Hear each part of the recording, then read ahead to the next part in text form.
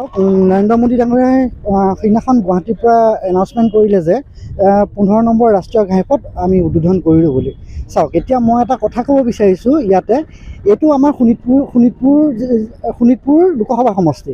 শোণিতপুৰ লোকসভা সমষ্টিৰ সাংসদ পল্লৱ লোচন দাস, আৰু পল্লৱ লোচন দাসৰ ঘৰ সেইকণতে। এতিয়া নৰেন্দ্ৰ মোদী ডাঙৰীয়াই ক'লে যে আমি 4 লাইন উদ্বোধন কৰিলোঁ, কিন্তু এইটো 15 নম্বৰ ৰাষ্ট্ৰীয় ঘাইপথৰ বিশ্বনাথ চাৰিআলি বাইপাছ। এই বাইপাছৰ অকণমান আগত পল্লৱ লোচন দাসৰ ঘৰ, কিন্তু পল্লৱ লোচন দাসৰ ঘৰৰ বাইপাছটো এইটো চাওক, এইটো ভেটি থৈ দিছে। এতিয়া আমি কেনেকৈ বিশ্বাস কৰিম? পল্লৱ লোচনৰ ঘৰৰ আগফালৰ ৰাস্তাটো যদি এনেকৈ ভেটি থৈছে, তেতিয়াহ'লে আমি কেনেকৈ বিশ্বাস কৰিম যে 4 লাইন উদ্বোধন কৰিছে? এতিয়া নৰেন্দ্ৰ মোদীয়ে এটা কথা ক'ব, এতিয়া পল্লৱ লোচন ডাঙৰীয়াক আহি পেলাই মই চাবলৈ অনুৰোধ কৰিছোঁ, আহি পেলাই চাওক যে ৰাস্তাটো উদ্বোধন হ'ল নে নাই। কিন্তু আপোনাৰ দেউতা মা, আপোনাৰ ঘৰৰ মানুহ এইটো ৰাস্তাই দিয়ে যায়, কিন্তু এইটো ৰাস্তাই দিয়া চাওক এই ড্ৰামেদি বান্ধি থৈ দিছে। এতিয়া যে উদ্বোধন হ'ল বুলি আমি কেনেকৈ বিশ্বাস কৰিম বাৰু? সেইটোৱে অলৰেডি আমি গম পাইছোঁ, এয়া চব ভেকু ভাওনা, মিছামিছি কথাই পেলাই ৰাইজক আভুৱা ভৰিছে, সকলোখিনি মিছা কথা কৈ আছে, কোনো ধৰণৰ 4 লাইন উদ্বোধন হোৱা নাই। হয়, চাওক,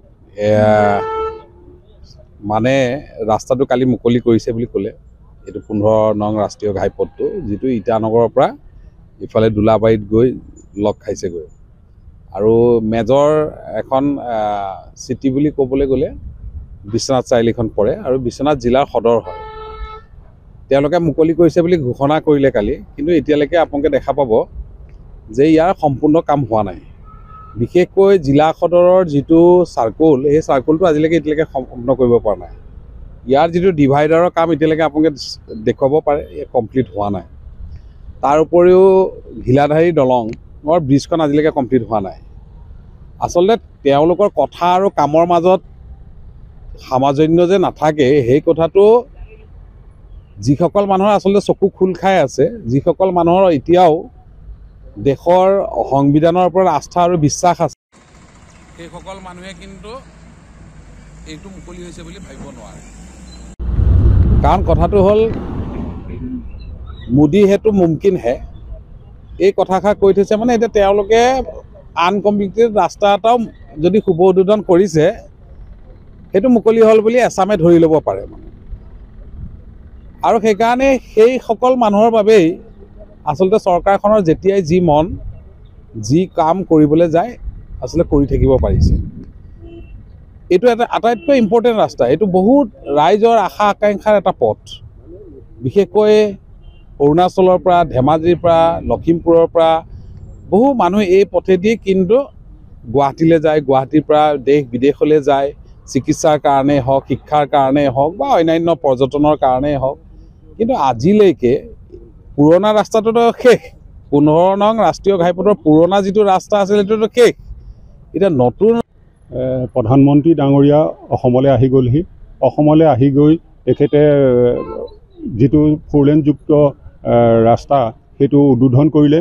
যোৱাকালি গম পালোঁ উদ্বোধন কৰিলে। সেইটো হৈছে কি, দোলাবাৰীৰ পৰা জামুগুৰিলৈকে, আকৌ বিশ্বনাথ চাৰিআলিৰ পৰা গহপুৰলৈকে। এই ঘোষণাটো আমি শুনিলোঁ, কিন্তু আমি দেখাতে এইটো দেখোন কেনেধৰণৰ উদ্বোধন হ'ল। মূলতঃ জামুগুৰিৰ পৰা যিটো বিশ্বনাথ চাৰিআলিলৈকে, সেই অসম্পূৰ্ণ পথছোৱাৰ কোনো তাত উল্লেখ নাই উদ্বোধন কৰাৰ এটা পৰিৱেশো হোৱা নাই, এটা সৃষ্টি হোৱা নাই। ৰাস্তাটো এতিয়ালৈকে সম্পূৰ্ণ হোৱা নাই, যিহেতু ঘিলাধাৰীৰ ওচৰত বা অন্যান্য বহু অঞ্চলত এতিয়াও অসম্পূৰ্ণ অৱস্থাত আছে। মানুহে তাত কষ্ট ভুগি আছে, যান বাহন বাইক চাইক চলোৱাত, সেইখিনি অসম্পূৰ্ণ অৱস্থা এটাত আছে। গতিকে তেনেস্থলত যে এই পথটো মুকলি কৰা বুলি যিটো ঘোষণা কৰিলে, এইটো আচলতে ৰাইজক আভুৱা ভাবিলে। দ্বিতীয়তে বিশ্বনাথ চাৰিআলিৰ পৰা গহপুৰলৈ বুলি ক'লে, বিশ্বনাথ চাৰিআলিৰ পৰা যিটো বাইপাছ 4 লেনযুক্ত আচলতে তৈয়াৰ কৰিছে, এইটো এতিয়া একেবাৰে অসম্পূৰ্ণ অৱস্থাত আছে। ইয়াত কোনো ক্ৰচিঙৰ পাভৈ ৰোডৰ লগত যিটো সংযোগী পথ, সেইখিনিতে এটা বৰ বিপদজনক অৱস্থাত আছে। তাৰ উপৰি 2টা সংযোগী অঞ্চলতেই আধৰুৱা হৈ আছে। এইটো কেতিয়াবা মুকলি কৰি দিয়ে, কেতিয়াবা আকৌ বন্ধ কৰি দিয়ে, এনেকৈ চলি আছে। আচলতে ভেকু ভাওনা এখন কৰি আছে। আমি এইটোত বৰ ৰাইজ অতিষ্ঠ হৈ পৰিছে।